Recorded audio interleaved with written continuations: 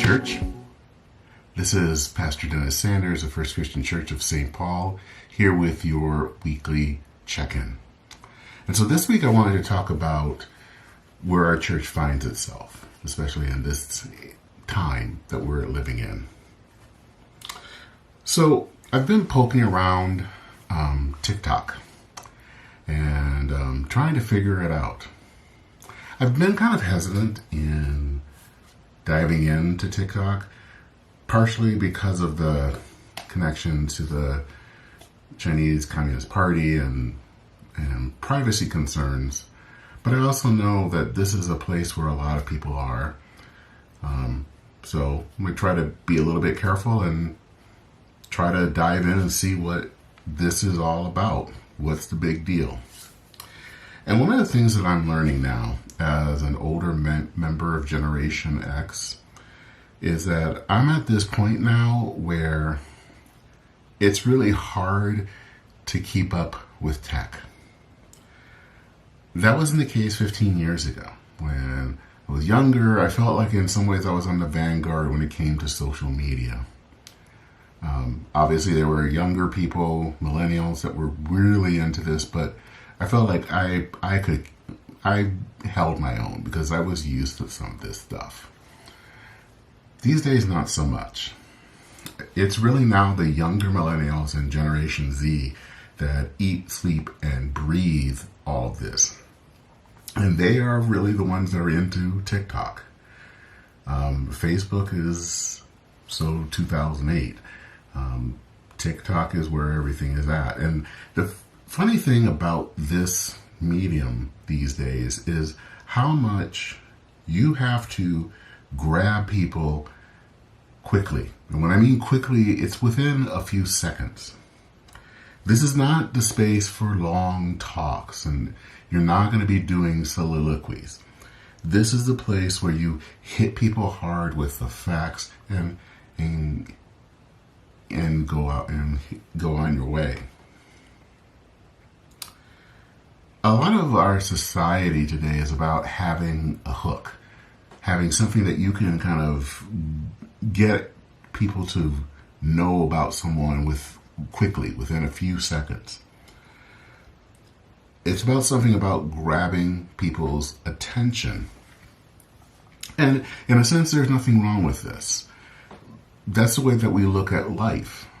And to be honest, when I was in college back in the late 80s and early 90s, even then, writing as I did as I learned in journalism school, is you had to have a lead that was going to grab people's attention.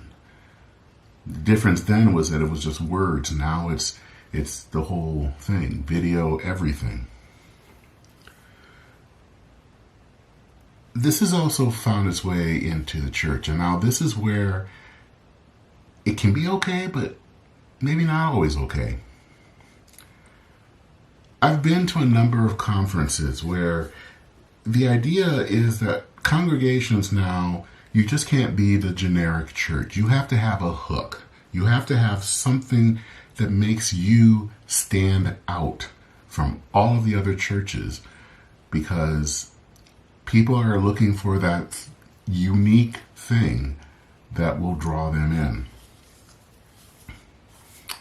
And again, there is something about this. There is a sense of who are we? Who is a church all about? But do we always need a hook? Does the gospel always need a hook? I'm not certain. I know that there are a lot of churches out there that do have a certain hook that brings people in. It could be, and I do know of churches out there that their main focus is on LGBTQ people or people who have been hurt by religion. Or there are congregations that are really deep into progressive politics. There is something that they have, it's a hook, that brings people and says, this is where we should be. And the thing is, it's rather successful. But then I wonder, would that work for First Christian? Does that work for all churches?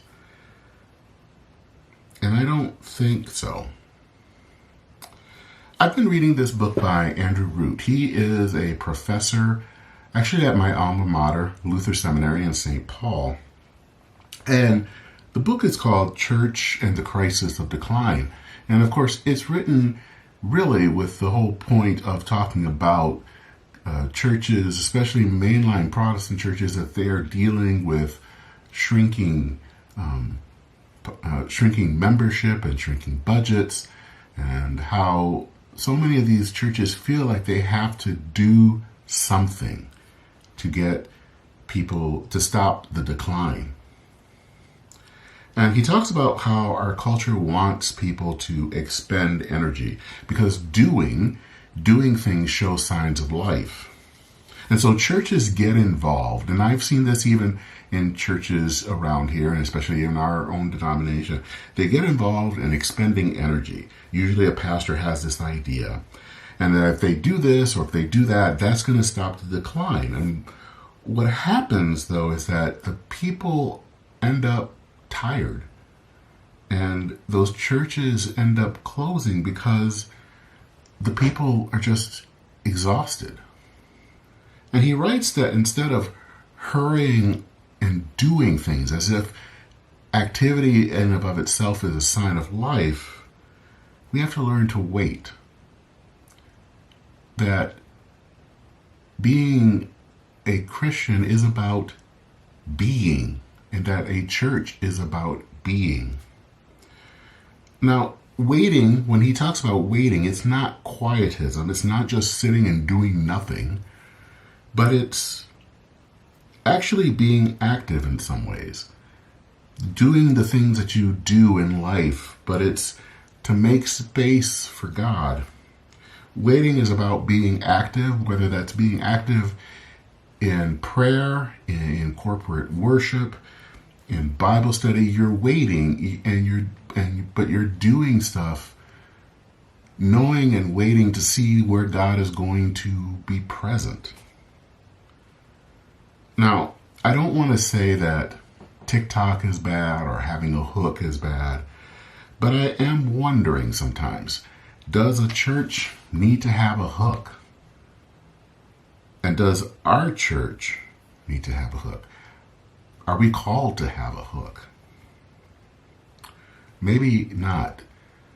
This is something that actually has been on my mind for quite some time, and I just have never put it into words, but maybe for First Christian, it's not about a hook. Maybe it is about waiting for God and attending to the things that make for the life of a church, in being in worship, in regular communion, especially as we are as disciples, in Bible study, in care for the poor.